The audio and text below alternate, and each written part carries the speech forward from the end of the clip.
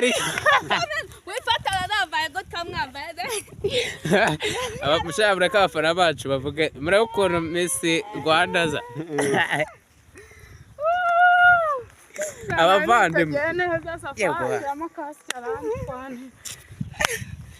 agishyiramo na foza nawe tugiye gusura umuntu wacu guys turi mu nzira tugiye gusura inshuti yacu ahantu heza cyane hano wamubonye umuntu ubwo aba yambaye